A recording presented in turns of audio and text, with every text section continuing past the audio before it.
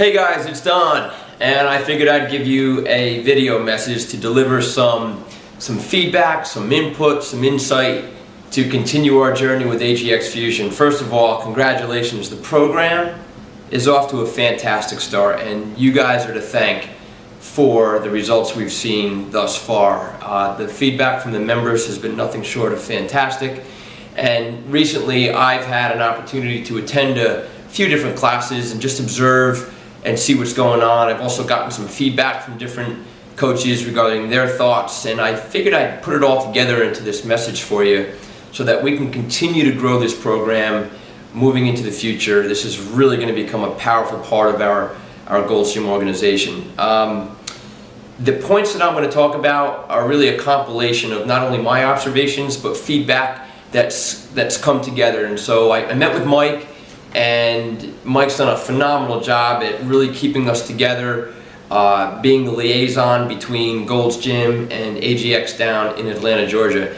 And the team down in Atlanta, Georgia is still also progressing in terms of their resources. I know we've had some frustration with the names of the videos not matching up what was on the workout sheet and so forth, and so that's all being addressed. So we just got to kind of roll with the punches right now until it's all smoothed and ironed out. So here's some of the points though to keep in mind moving forward. First of all, this program is meant to provide options. So please make sure you're providing options for your participants in all of the exercises when needed. It doesn't mean you have to go through every option you can think of when going around and introducing the exercises. Just maybe show one or two to cater to the needs of the people in the class. Now, if you have somebody that has a restricted range of movement, or they just absolutely can't do one of the given exercises, well then yes, it's okay to recommend that they do something different, as long as it's not more than one exercise. If they can't do most of the exercises, they should not be in there, and it's okay to have that conversation with them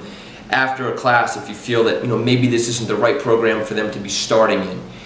Personal training may be the thing that they need for corrective action if there's an individual issue that just can't be addressed in the middle of an AGX Fusion class. But give options to people so that they feel successful. Modify movement when you have to, but don't change the exercise entirely unless it's, again, one or two specific things that somebody has that prevents them from doing a particular exercise. But options are meant to be provided. Get excited for their workout before the class starts. This is AGX Fusion. This is where you're going to get fit fast. For those that are new to the class, welcome. So great to have you here. You don't want to be in a habit of going through the motions like, yeah, this is getting old and tired, because there's always going to be new people coming into the class.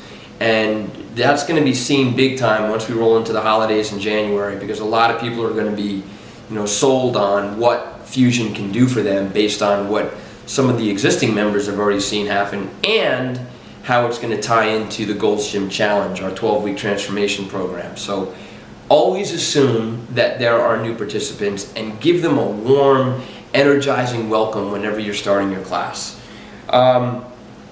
Make sure we are giving good coaching on proper lifting technique. So when you say to somebody, pick up your bar or pick up your dumbbells, show them how to lift properly. Bend through the knees, keep your chest up, brace your abdominals, and then lift.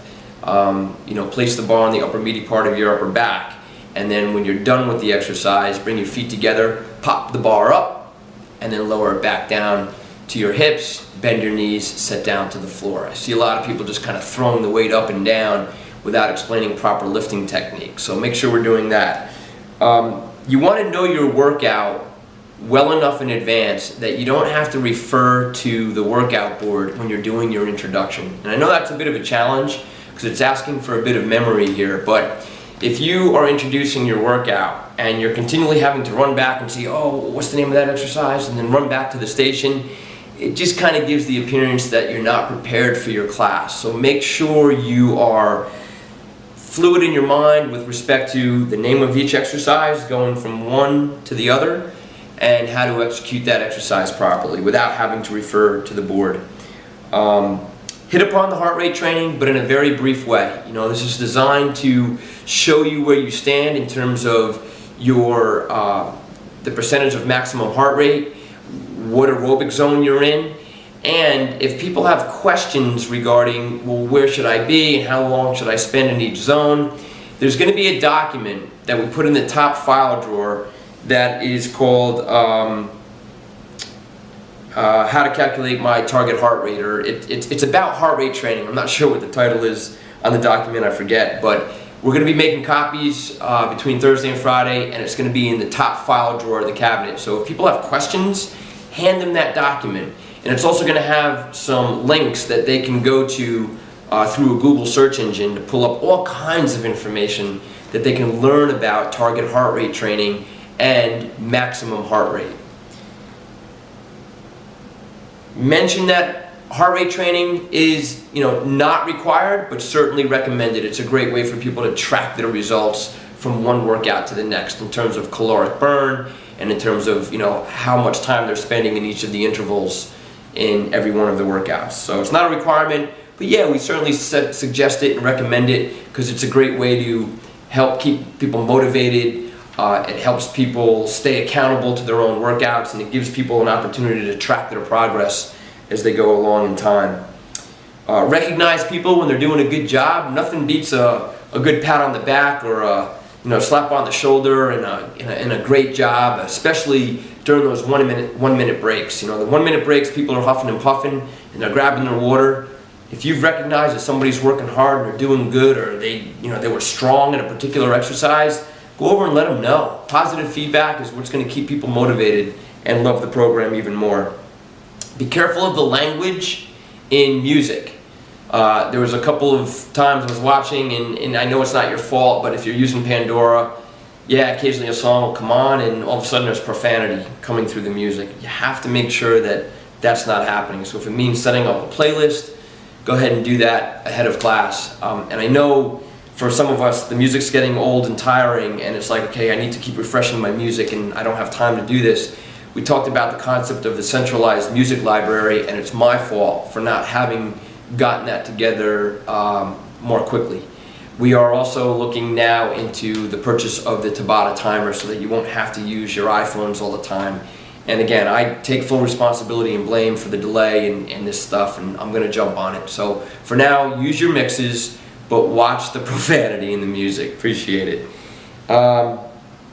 If you are individually connecting with somebody in the class because you're either correcting them on something or showing them a better way of doing something, individual connection is fine, and that one-on-one eye contact is fine, but do not stay with any one person for more than 10 or 15 seconds.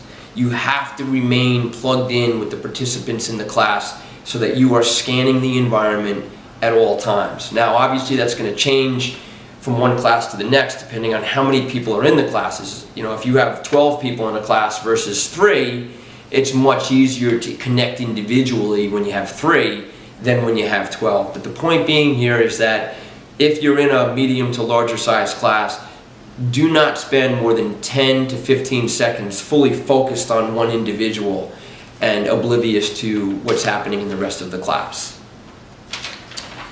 Let's see.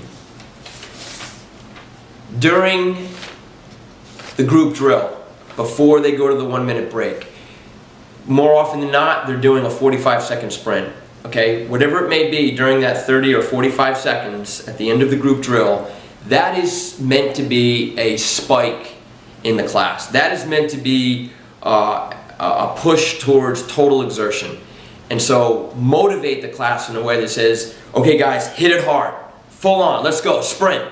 You want to hit a peak here, earn your water break. Okay, this is a part of the interval training. This is where they're going to spike their intensity. They're going to be huffing and puffing, and they're going to need that 1 minute break. And that's what it's about. So they get that 1 minute break, and during that time, you want to encourage them to breathe because they want to see their heart rates coming down during the 1 minute break.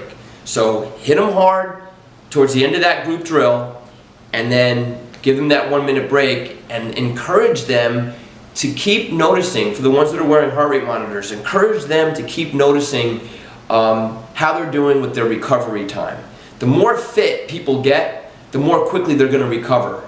So if they're wearing the heart rate monitor, they should see as they progress in time, their heart rate's coming down more quickly during the 1 minute break. So it's a great tracking mechanism for people to know that they're getting fit. When teaming with another coach, and I know several of you are still doing that, when you team with another coach, it's really important that one coach leads the class and the other coach is simply there to provide the one-on-one motivation and go around to different participants. You're not to be yelling. There shouldn't be two people yelling out group commands.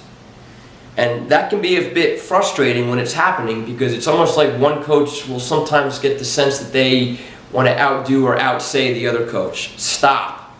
One coach leads the class, the other coach is just meant to be there connecting with individuals and helping them through their workouts, motivating, encouraging, providing support. But don't two people be leading and yelling out to the entire class. The other thing you want to make sure you're not doing is ever correcting another coach in front of the participants. So if you observe something that you feel is improper or incorrect, or maybe that you would have done differently while teaming with another coach, save the feedback for after the class. Do not get into dialogue with the other coach about, well, I would have done it this way, or no, we should be doing this, in front of participants, because it doesn't look professional. Okay, so make sure that one person leads, the other one follows.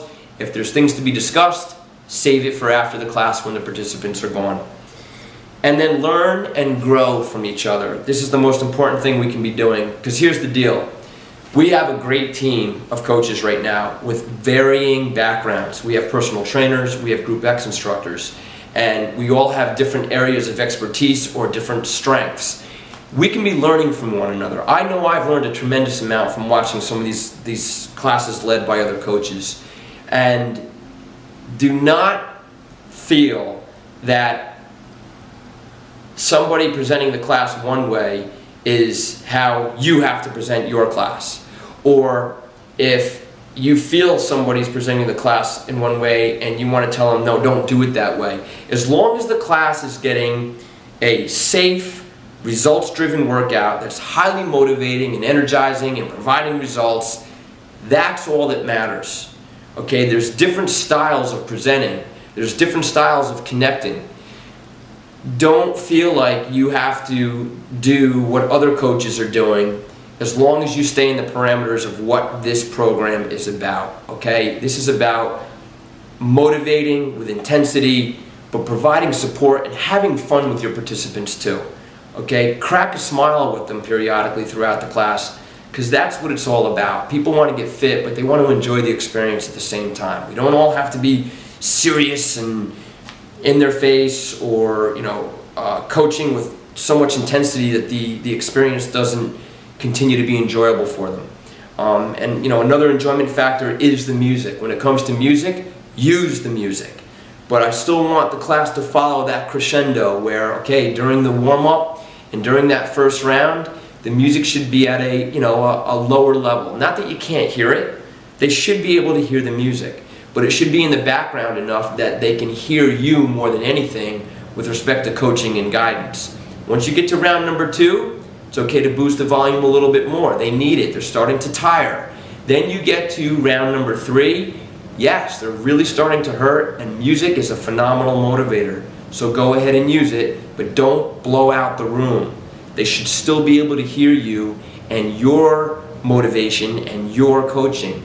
And then finally, in the final push, when people are ready to drop, go ahead and jack the volume and get them across the finish line. That's that part of the class where people are smashed. But music can be a very powerful tool to take them that next step that they wouldn't have gotten if it weren't there. So thanks a million again. You guys are doing great. I hope this feedback has worked for you. Thank you, Mike, for leading the program. And don't be afraid to professionally provide feedback to each other, both good and things that we can improve upon. This is how we're all going to grow. So keep up the great work, guys. Thanks.